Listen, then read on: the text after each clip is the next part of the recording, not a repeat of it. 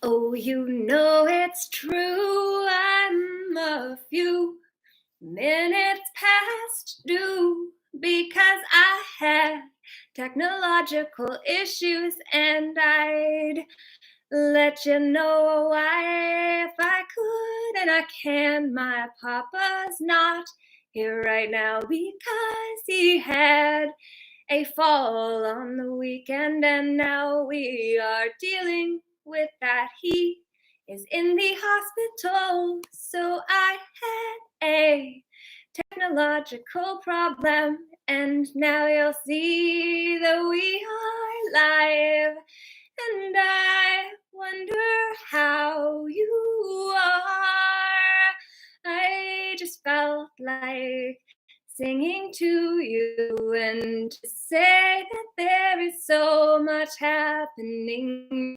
I don't know if I were to frown, that would make me a clown. To give my energy to what would steal it from me, and the same is true of you. So let's turn the frown into the crown that helps us stand as we are in the world where we came to be ourselves fully. It's true. And so I hope you're having a great day and want to play with the kingdom within.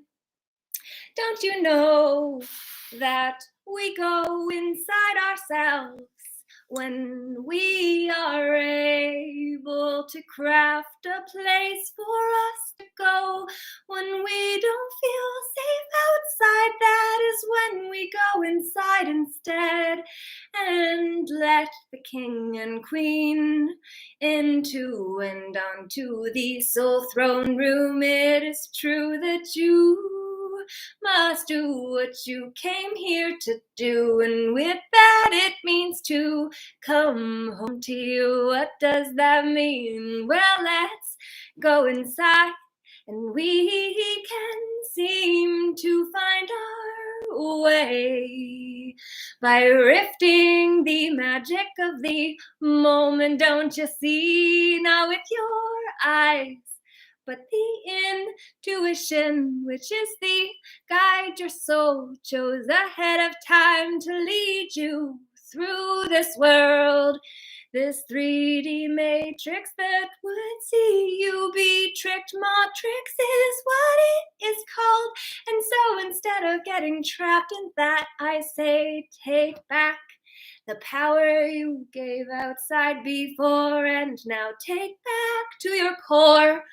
That is the French word for heart, as I'm sure you knew. And if you didn't, that's cool too.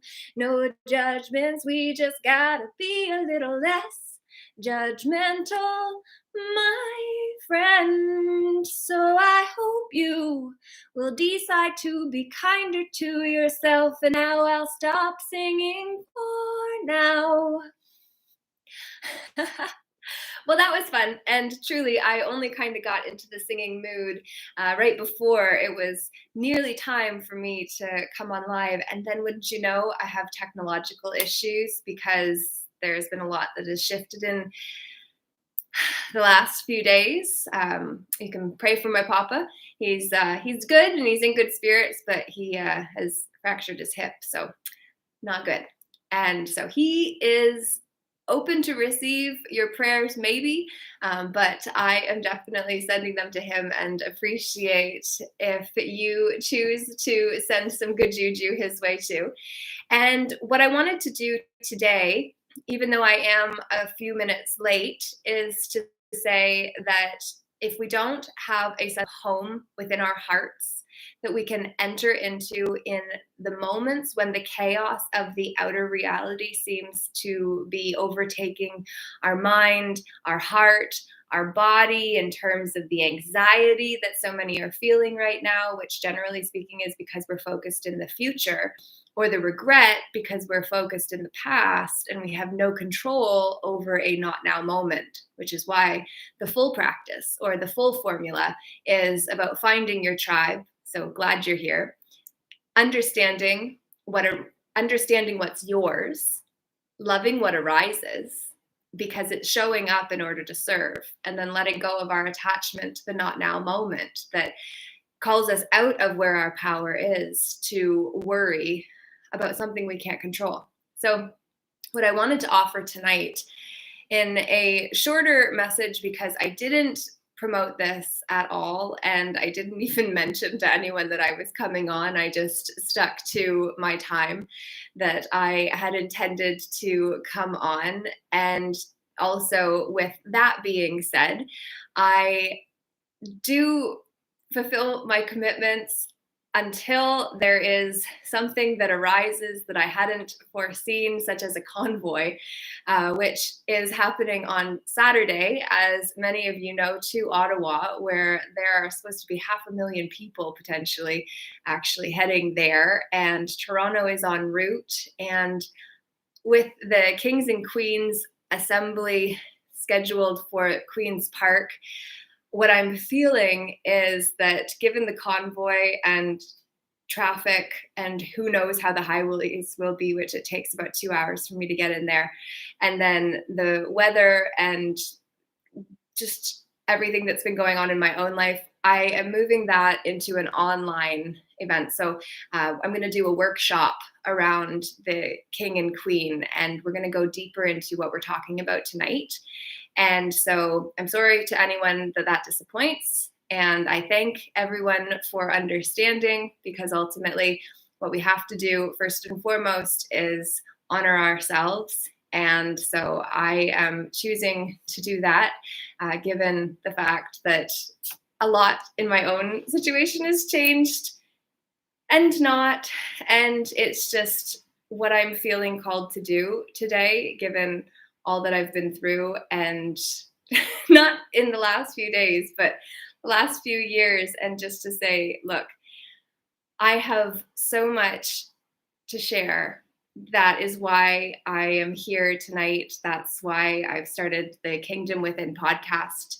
And ultimately, I really need to get a better plan. And you might be feeling a similar way too.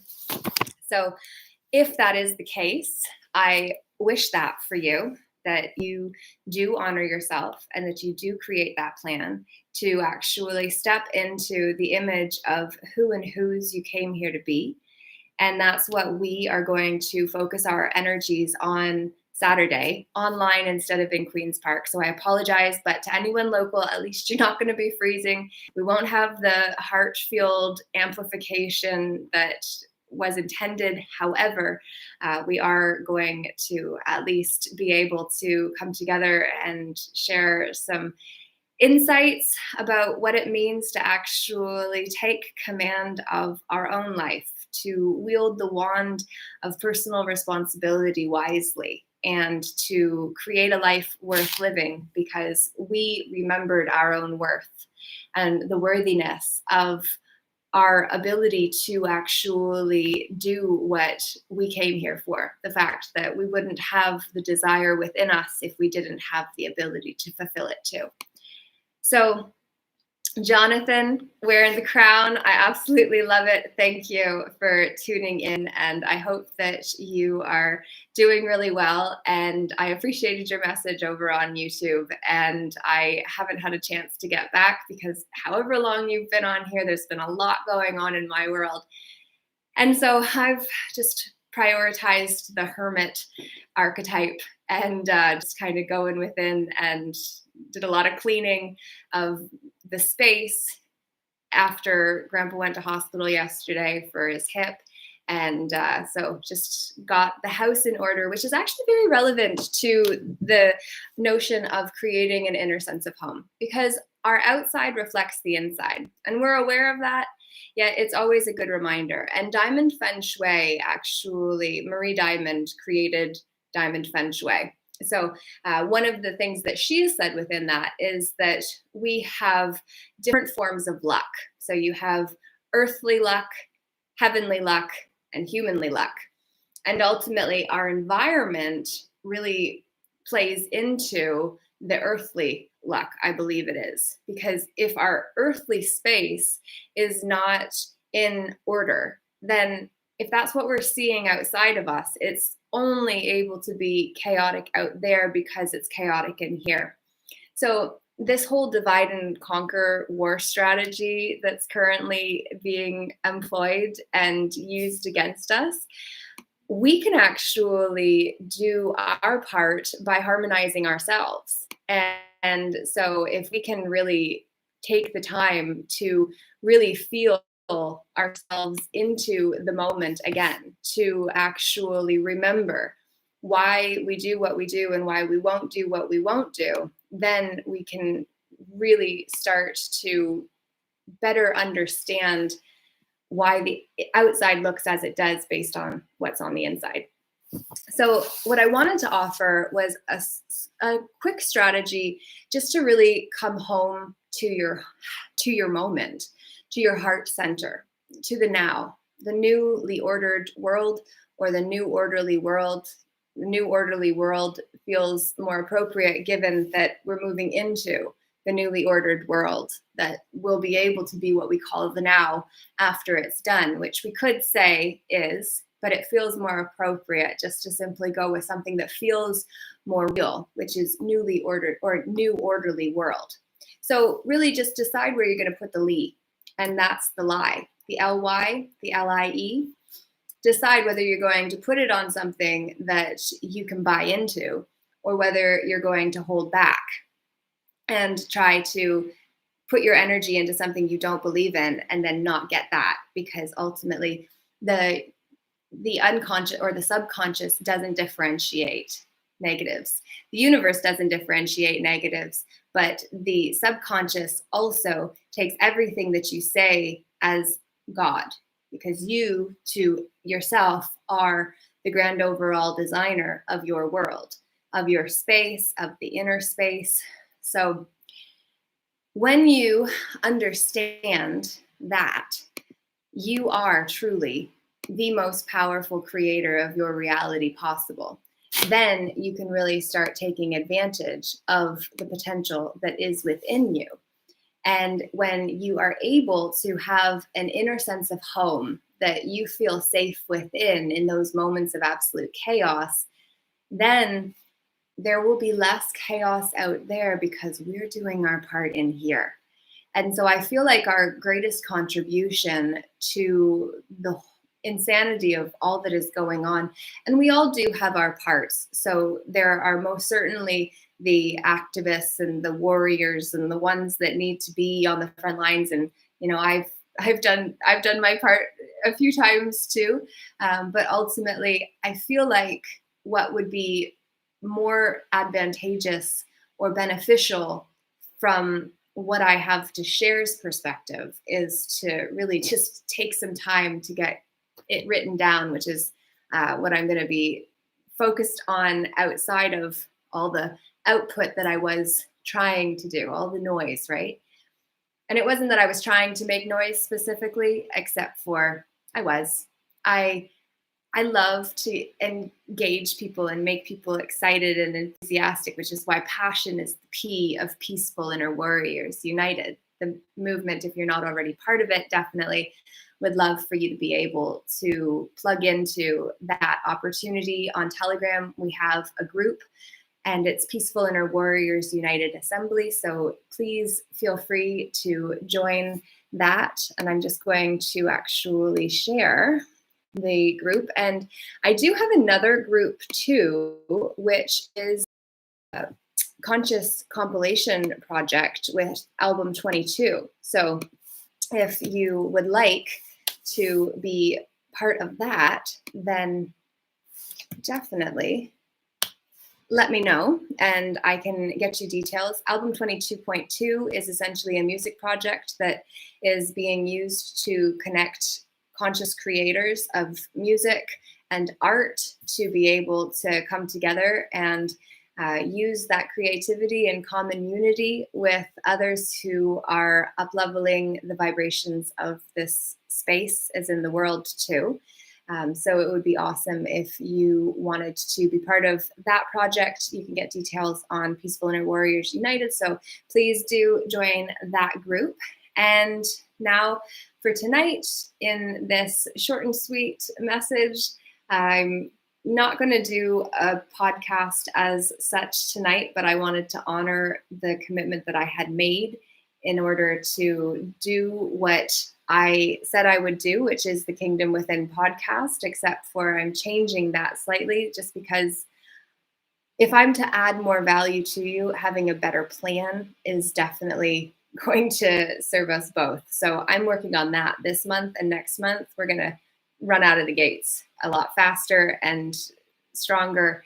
And yeah, hopefully all will be well with Papa, because that's definitely a huge, that's huge in my world.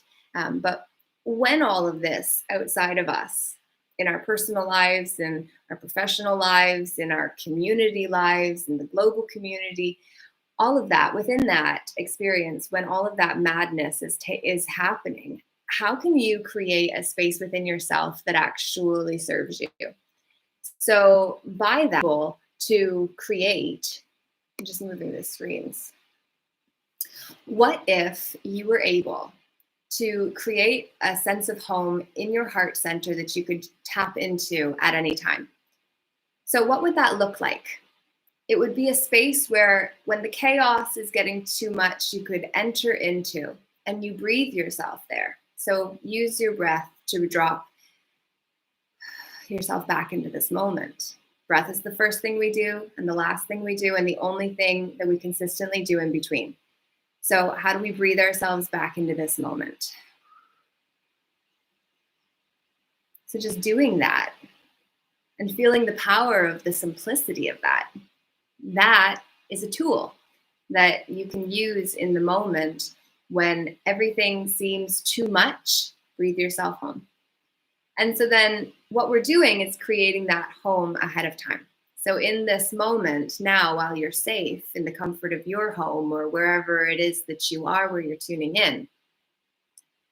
in that sense of safety, you can create.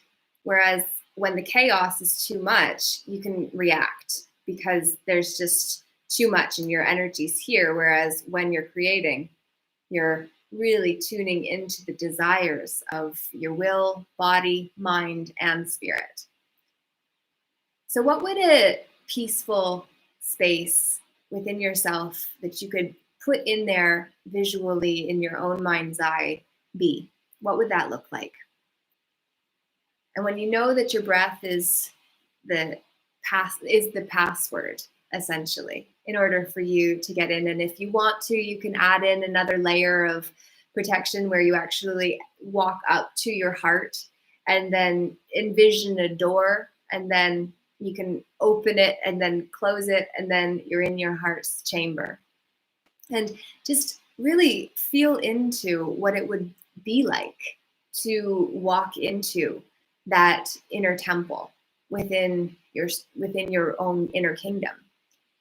And so you can consider it the temple, or you can consider it the soul throne room, which was what I was referring to it as up until this moment, when then I see that temple feels more appropriate because there's even more sacredness with the temple than with the soul throne room. Because in the soul throne room, you're making decisions, which is pressure, which often sends us into that reactive space instead of the creative one. But in the temple, we go to pray, we go to reflect, we go to compose ourselves, we go to pay retribution for what we didn't do well in the week. And then you go to your temple in order to do, if you're religious and have an organization that you are part of, or if you just celebrate within yourself, you have your own practice. And oftentimes, depending on how judgmental your God may be, ultimately you got to call in that moment when the judgmental God is not a judgmental one who is calling. But that's interesting. The call comes in to say, you do better when you know better, and you know better when you share what you've got, and then you work it through, and then you get better. So temple or soul throne room. I've been saying soul throne room in preparation for this, But now it's feeling that temple is actually a better expression of how you can go into a sacred space within yourself. And it doesn't even have to be like this big, massive church environment or a massive temple of any sort. Think of it as your own private temple within your inner kingdom. So this becomes your retreat place. This becomes the place where no one knows where you are. No one can call you. No one can come out to find you. It's just you. You and your God, creator, source, the energy that you came from and will return to. It's just you and that in this temple within your own heart center. So if you feel into that space, think of what it would look like around you and keep it minimal. Clutter is not required. We think that more is better, but less is oftentimes more appropriate. So think of what the environment would look like. Think of what it feels like. And then really tune into how you feel within that space. And when you've tuned into how you're feeling within this sacred space, then while you're feeling safe, log that and make this a new memory. And remember about cognitive dissonance, which is when there's two competing ideas. So in a moment when there is a lot of chaos around you and you feel really triggered, what's possible is that you won't know how to get back into that space unless you prepare ahead of time. And what I meant to say is actually about cognitive dissonance and the fact that this new space that you're creating right now in this moment of ahead of time preparing a place that you can enter into when you are in a state that you need some space from what's going on outside. This is a baby idea. And cognitive dissonance is basically when you bring a baby idea into a hostile family environment that wants nothing to do with this new baby, because this new baby is creating havoc for everybody that exists already within the household. And so instead of accommodating the new baby, the existing one's belief systems will try to expel or kill, suppress, suffocate the baby idea. So just remember that when the chaos is too much, this may feel too much to access because it's still a baby idea too. But the more that you practice it, the more familiar it will become, and the more integrated into the family unit it can become too. And what used to be there in terms of the reactive patterns that you had before to the chaos of life, those will get less of your energy as you redirect those energies that you used to give to what didn't serve you or doesn't serve you. You can give to the baby idea, which is this inner sense of home. Maxwell Maltz calls it the rabbit hole within your own heart. So basically in the chaos, you can just jump through the rabbit hole and then you're safe from predators. And so you can call it the rabbit hole if that works for you too. By all means do. Just create a space that you can go to within your own self when the outside seems too much.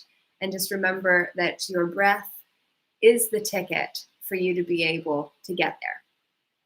Now, I wanted to also share about the fact that if you are going to think of it as a soul throne room, which was how I was writing it until then the temple came out of my lips, which makes me think that I might need to investigate and feel into that experience more, is the fact that if we do have a soul throne within the inner kingdom, what we have to think about is what aspect of us is sitting on that throne and how is that serving us.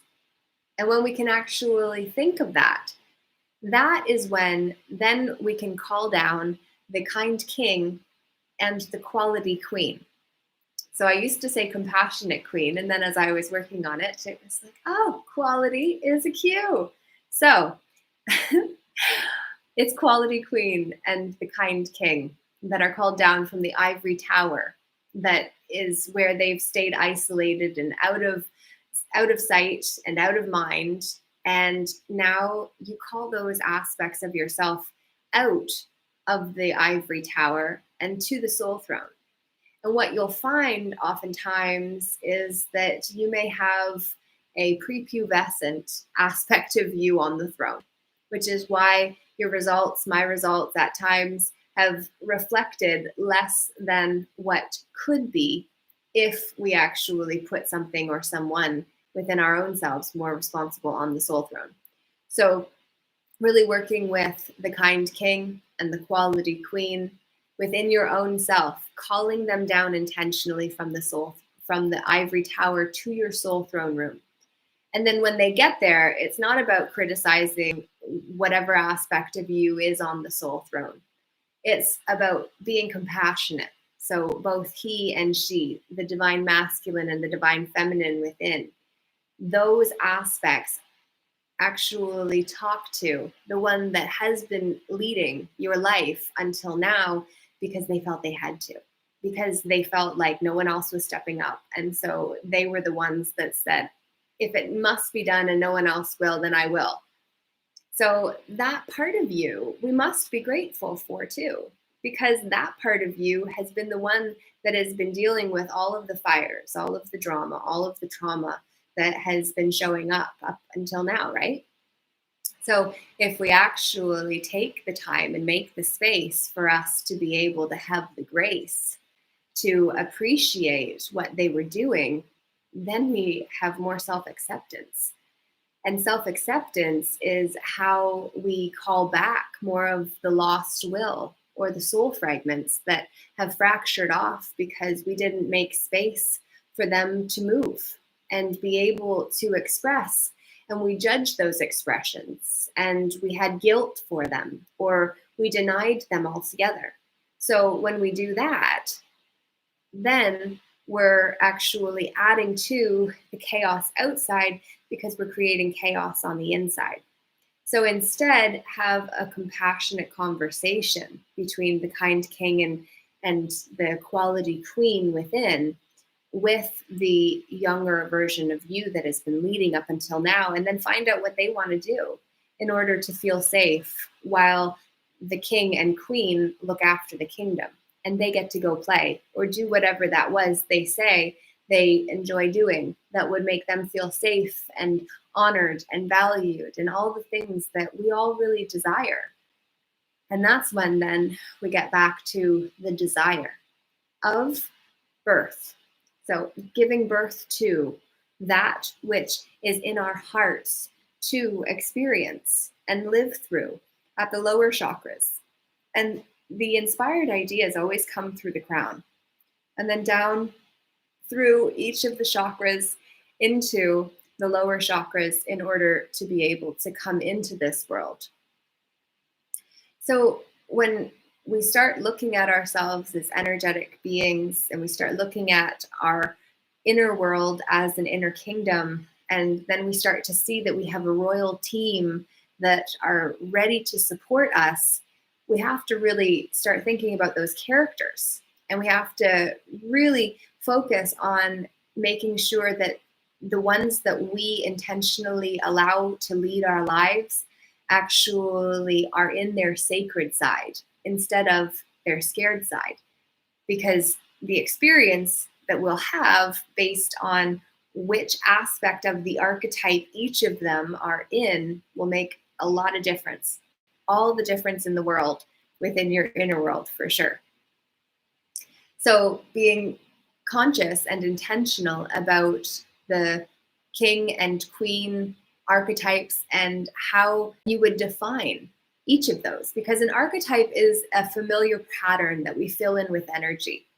And it's either going to be positive, which is the sacred, or it's going to be of a lower vibration, which is when we're scared. Because the density of depression and heavier emotions the energies in motion that need to move will bring us down, compared to when we're in our sacred side, we're present in the moment. And that's where contentment upwards, up to joy, which J-O starts journey and Y ends it. So joy, or earn, which is the pot you put a body into after it's been cremated, right? So we've got joy or death to be able to choose from in the journey. And that's the equivalent of joy and the sacred and the emotions that lift us, compared to the scared ones or the depressing ones that take us down, because the density of the energy and motion takes us out of the present moment into wherever that emotional state brought us to, which is oftentimes a memory, because we got triggered in the moment where something showed up, and then we got hit by everything that we hadn't dealt with in the past.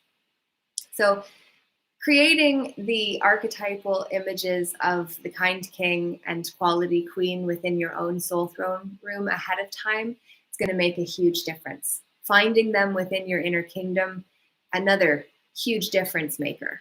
And then when we actually bring them down to the soul throne room, what we remember then is that if we're going to do this in a soul throne room, which was what I was thinking of when I was originally crafting this idea, is the fact that the king and queen have advisors. So you're not just alone in the soul throne room with the king and queen, you've got all of the advisors as well. So those are your team members. And on the outside, our team consists of our time, energy, effort, attention, and money. Those are our team players. But on the inside, those are the other archetypes that the king and queen allow to influence their decision making.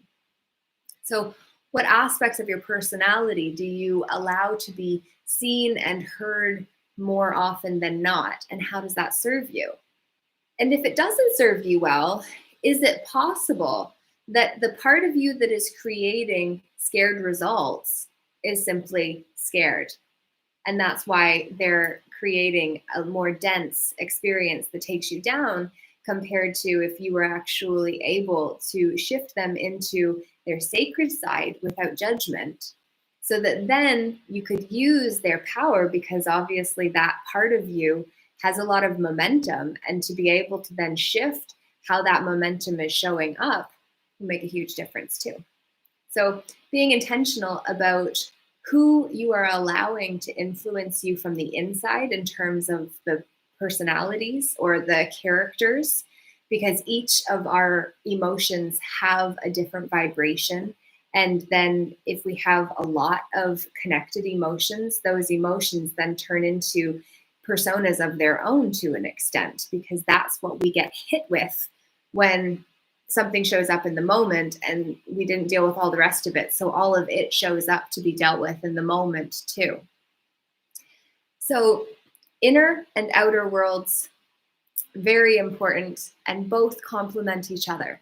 However, the inner realm, you can make a tremendous amount of growth happen in a shorter period of time than even on the outside by dealing with it in here, because once we resolve it inside, it's no longer in us to be expelled, which means that all the chaos and the destruction and the judgments and the pain and all of the nastiness that is taking place in this world, the corruption, it's not required, because if it's not within us, and if we truly are the grand overall designers of our own lives in the ultimate video game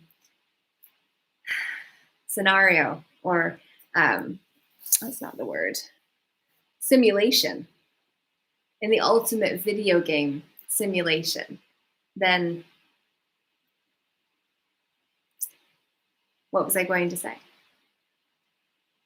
I don't know whether you know, but I don't remember, to be honest. And it kind of made me laugh in the moment, and I don't judge myself for it, because all I'm going to say is that that was enough for today. So I showed up, and I wanted to make sure that you received the ticket home so that you could do it on your own. And I will go into this in more depth, but I think that it was significant that the temple came up as an alternative place to the soul throne room. And I absolutely love the idea of that. So I hope you do too. I would love to know if you actually use this practice, if you go through it. Please do let me know. Leave a comment too. And please, I would love to be able to go on that journey inward with you. So yeah, we've got lots to be able to do, and having a plan definitely makes a world of difference. So I'm up in my game and doing my best to get better, and I hope the same is true for you too. And I hope that you have been inspired to create that sense of home you can access ahead of time. Now, have a good day. Laura J. Namaste, namago. That